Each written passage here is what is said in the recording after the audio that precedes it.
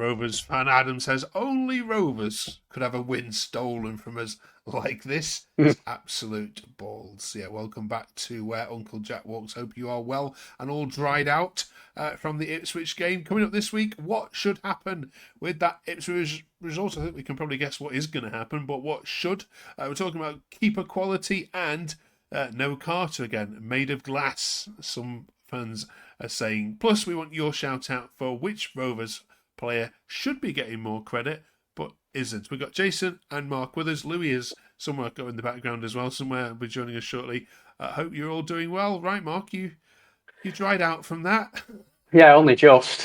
It took a couple of days, but yeah, I'm just so frustrated. Obviously, the way it's to 80 minutes played and to stop like that. I'm a bit mad with it. If I'm being honest, I'm a bit fuming with it all. I think I'm a bit old school. I've watched football now for 30 odd years. I think could you not play that last 10 minutes? Playing a mud bath for 10 minutes? I don't know. I've seen conditions worse over the years. Well, on a par with that. And I just, don't get me wrong. If there's half an hour left, because the conditions obviously they were getting worse and worse, but 10 minutes and like I said, you just know what's going to happen now. That game, it's impossible anything else to really happen other than the game be replayed in full now. Really, I know Rovers will make the case. Obviously, play the last 10 minutes against 10 men, etc. But logically, it just won't happen, and it's going to be replayed. And knowing Rovers, knowing our luck, we'll end up getting absolutely stuffed in when we come to play him again. So, I think it's just things like this that obviously, if Rovers are to be in a relegation battle, say they come the end of the season, and so Ipswich may well have got back in that game on Saturday, but I didn't see it happening. I think we were well worthy winners on the day. That 3 points could, that could make all the difference. So I'm absolutely, I'm just a bit mad with it all, to be honest. Yeah, there's not really any precedent for it either. Well, not that we can find anyway, where there's been a team that have gone down to 10 men, and been a goal down as Yeah. well. Stuart says the AFL, Jason, have got a real headache here. What do you reckon? Replay from the start, 11 versus 11, feels unfair on Rovers. Make the result stand when Ipswich could have scored. Maybe that's a little bit harsh on Ipswich. Or, just play out the last 10 minutes at a later date. It's going to be messy. Is it behind closed doors? What, do you have new lineups? Exactly the same referee? Same conditions on the pitch? Yeah, what a mess we're in. What should happen? I mean, this is the thing. I mean, you look at the 3 options that are there, they're all messy for somebody, aren't they? And that's the thing. I think, personally, I'm for the last one. I think we should play the remainder of the game. But you've got to be logical. Are Ipswich going to travel all that way for 11 minutes plus stoppage time with just 10 players? It's just not great. No matter that, for me, is what should happen. That I think that's the right thing. Carry the game on. I've seen it done before. I think that's what. But from an Ipswich point of view, it isn't. It's ludicrous to ask them to come up here for 11 minutes.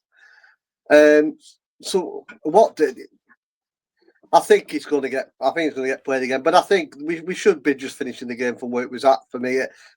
I've seen some people suggesting they played 90 minutes, 11v10, and it's just it's ridiculous, isn't it? We either replayed in full, we take it on the chin like the men that we are.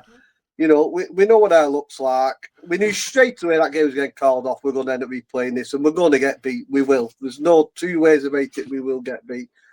But for me, I think we should be finishing the game. How they would do that and make it fair, I don't. But I think you're going to upset somebody regardless of what you do. But I think we play the game from 79th minute, whatever it was, 80th minute, and just play it out. That's what I think could happen. I've seen mixed rules. I don't know if you've looked into it. Some fans are saying it is 75 minutes. When the result can stand. Others have said it's 80 minutes when the result can stand, which would have been just about 90 seconds short of of you being able to claim the victory. I think the country matters as well. I think it's different depending what country it's in, because I think there is a rule in Spain, I think, where it is something like 75 minutes, I believe, or 80 minutes. Yeah, 75, I think, yeah. But I've not found anything. Everything I've found means it basically goes to the board to decide what they want to do. I've not seen anything concrete. And I spent a good hour trying to research it. 25 minutes of it went for game restart. So it just, I know we're just going to have to wait and see. But the EFL ain't our friends, Eddie, so they're likely to just make us replay it. Yeah. Okay. Right, Louis, we have had Burnley fans and Preston fans and other fans saying, drain your bloody pitch, man. What's going on? I mean, it was raining, you saw, in other parts of the country. It rained at Turf Moor, of course, against Nottingham Forest, and, come on. What's going on? I mean, I feel like it could be partially because the owners don't really put enough money into the club in terms of. I mean, we spent quite a bit on transfers this summer, but in terms of like pitch maintenance and all that stuff, I think they just couldn't be bothered putting money into sort of like a good drainage system, and it could also be due coming like the river right behind the riverside. Could come into it a bit. Maybe it was getting a bit full, overflowing, stuff like that. I've seen that before with our stadium, but realistically, they should be putting money into that just so we don't have to go through like situations like this, because it's just a faff and there's no real need for it. Yeah, I mean to jump. Sorry, Jason. Sorry to jump in here, and Mark, you'll probably back me up here as well. Yeah. This drainage, because obviously the pitch does drain into the River Darwen. Yeah. I believe the part that the pitch drains from is about halfway up the wall. So as soon as the water level gets above that part, it ain't draining anyway. It backs up, and this is why the pitch, because the pitch was absolutely mint. The actual pitch, there's no wrong with the pitch, it's just holding water. This has been a problem for years. Why have they never addressed this? They thought, right, we need to reroute the drainage, put it higher into the river. There must be. I've seen something about putting a water tank underneath the pitch or something, but there's regulations around that as well. They did say though, Jason, a couple of years ago that they'd sorted it. If you remember, they'd said, "Oh yeah, we've done whatever, invested this." But like you said, second tier football, Chorley, non-league club up the road, finished their game. Bolton, Burnley. It's a bit embarrassing in a way. And the thing is, obviously, we get some bad winters. This could happen 3-4 times a season. So I don't know. I don't know. I think Louis is right. I think there's got to be some investment in finding a solution to a problem. Yeah. We just seem to be hoping it doesn't happen rather than trying to work around a problem that we know has happened in the past. It's happened again. It's happened in September. Yeah. We're not even into winter and we've had a problem. And if this doesn't make, especially if we have to replay the game, if this doesn't make us stand and say we're going to have to find a solution to this problem, then nothing will, because like Matt said, this could be a big 3 points we lose if we go and lose the replay game, and it could be the difference between survival and the season. So they've got to do something about it. Right. Let's focus on what we can talk about from the game then. Louis, who impressed you? For me personally, I was impressed with Lewis Miller. His first start at Ewood. Played in a position he's more familiar with playing right back really, and we had to start him centre back because of Hayden Carter. Obviously he's been quite injury prone as of recent, but I think Miller really steps up, and he is quite a good asset, especially for long throws, because we don't really have another player who can do it as well as him. And he's really strong. He carries the ball well, like going forward, and he's also he's tight to his man. He's aggressive in his tackles and his challenges, and I really like the sort of player, the sort of like defender that he is. So he really impressed me. Gardner Hickman obviously had to come in as an emergency change for Sydney Tavares. I thought for his first start, his debut, I thought he was very impressive. He was very solid. He worked hard, made a few challenges, and didn't really step a foot wrong in my opinion. Yeah, brilliant. Can I just say something here, Louis? You've only the only one reason you've give Lewis Miller some credit there. Do you want to tell him why? It was a towel order for him at the weekend for when he was taking throw-ins. Ben Benson couldn't give him a towel. Every time Lewis Miller has a throw-in, give him that. So this is why he's giving him credit because the mates now. No, I never actually had to give him the towel because he never got a throw-in close enough to me, but he got one. He got a few. He got a few right near the corner flag. I saw him looking for it in crowd. He did play well though Saturday. I thought he was brilliant because when I saw the team lineup, I was actually shocked he started at centre half. I thought McLaughlin would just come straight back in and fit in at centre half, so I was a bit shocked with that. But yeah, he had a really good game, and same with like you said, Gardner Hickman. Yeah, he's a big lad, big unit. Yeah. Brilliant. Yeah. Let's look at that starting lineup then, shall we? Yeah. Sammy pointed out, Jason, and that's why selling Hyam was a brainless decision. John says Carter is made of glass. Just what the hell's wrong with him now? Yeah. Are we going to get through the season and see more of these kind of things when we have centre back issues and people saying, "Well, isn't it?" We've had lots of sarcasm. People saying, "Well, good job you signed a replacement, then, isn't it?" On deadline day. Do you get fans' frustrations? I do, and I think the issue for me is going to come in depth. We pick up a couple of injuries at centre back, we are in trouble. I think we can afford with one being missing.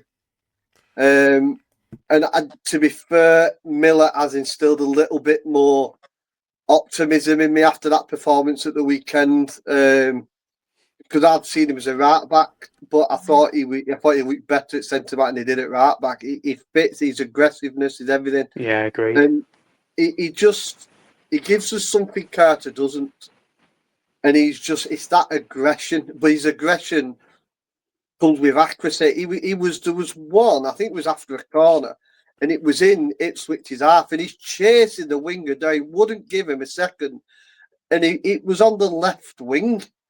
And he was chased him halfway across the pitch, just not giving him a second. And it's that level of aggressiveness and defending from the front. Because obviously you can get caught out on a corner, and it's that mindset to stop anything you can, spoil it, give a foul, give anything. But he never give a foul. He got a good challenge in. I think from not far halfway line, ended up going out for a goal kick. He challenged that hard.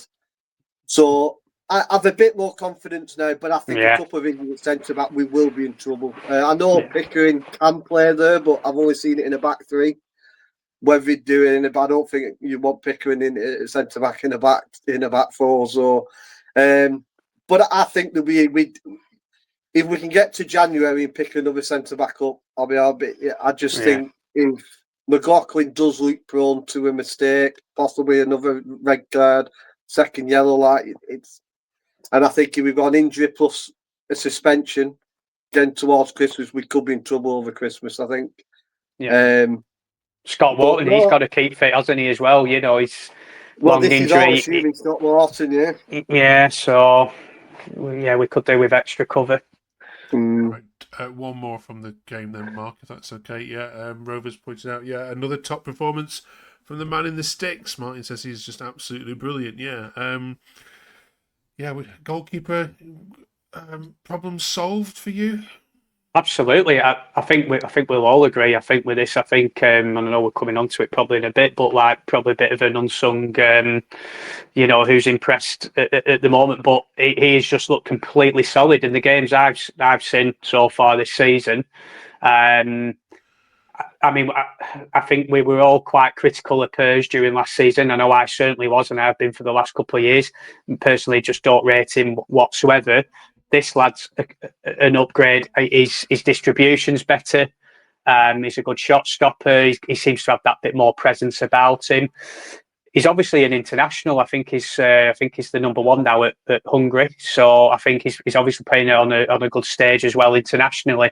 And I think you can see that, and you can see that step up. I'm I'm really pleased with him. He made a couple of really, really good saves in the first half on Saturday, where he stood up really well and made himself really big. So I've been massively impressed with him. Yeah. Well, let's stay on that theme then, shall we, Louis? Who else has not had their flowers that should have for Rovers so far this season? I'm not too sure. It's a tricky one because, like, we've had pretty much the same starting 11 for the first run of games, but I would say I thought Igor Tijon would be a bit more involved in the first team. I know he was quite used in pre-season, but we've not really seen him recently. Jake Garrett, obviously, I think he's injured, but he's just not been around the team, so I would assume that he is injured. But I've not really seen much about him. It's hard to tell, really. I think Mac Targay as well. I think last season he was going to be a big part of the plans, and then obviously John Eustace left, and then Big Val has just not really used him. And then he was obviously close to leaving on loan to Turkey. But I could probably see him leaving in January with all the rumours and all the news going about. Okay. Thanks, Louis. Jason, which Rovers player has impressed you but hasn't quite hit the headlines like we've been talking about, with Cantwell and others? I'm going to have a go with his surname. Alabiosu. Is it? Have I pronounced that right? Have I? Yeah. But I swore I was going to call him Ryan all season, but pretty decent. I think he has. Yeah. He looks the perfect replacement for Britain. Same player, wants to get forward, good at tracking back, plenty of pace, loves to take a man on, loves taking him out. And every time he gets the ball, he just thinks, right, can I get past him? But his style similar. Where Britain was very good at knocking the ball past someone, dropping his shoulder and running across the front of them, so they don't challenge him because they take him down.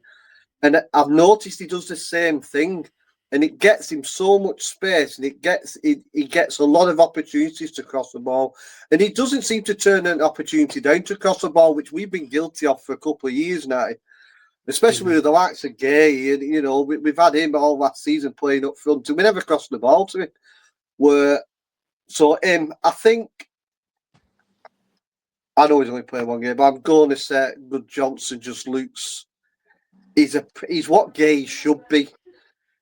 He's got a presence. He's awkward. He goes to head a ball and heads it. That's the start. If you're going to go for head a ball, the others try and head it. So I think he's going to be a big player. But I think unsung hero for me is Alabiosu. I think it was a position we were worried about, and he's been a mirror image of Britain. He's been brilliant. I think for me as well, just to chuck another name in there, and hopefully, I don't know what you lads think, but obviously he's not a new player that came in the summer, but the back end of last season, I think he's carried it on this season. Ribeiro at left back. Yeah. I think, Pickering's not getting a sniff while he's in the team.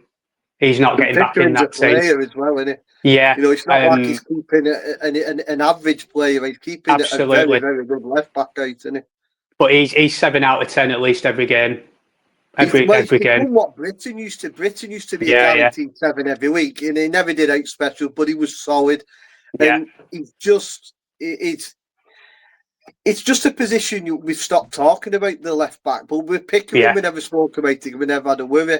And then with Beck in cover, but bear in mind, he come in and he kept Beck and Pickering out last season, and he just looks like he's been at the club for years. He's I'm a big fan of him. Big fan of him. I've actually never seen him step a foot wrong. No. From my memory, so clearly a very good signing, especially on a free now. Yeah. Cheers for that, all of you. 3 very good shouts there. Let us know in the comments if they've missed any, of course, as well. We'll read some of these out next week. It's been 5 years since we've been to the Valley, and Rovers head there this weekend to renew. The old Premier League fixtures, isn't it? Old Alan Kirbishley bringing in against Rovers. So we'll look forward what are they going to be like? Do we know? They've got drainage. They've got the Thames. It's all right. We're fine. We'll see you all the other side of that Charlton game. Thanks very much for sharing your very wet stories of Ipswich. Hopefully, the EFL will make some right decisions. Hopefully, Rovers' way. Join us next week as we look back at Charlton. Thanks, Jason. Thank you, Mark. Thank you, Louis. Great to see you as well. Drop us a quick subscribe before we go, and we'll see you in 7 days after the trip to London. Have a good one.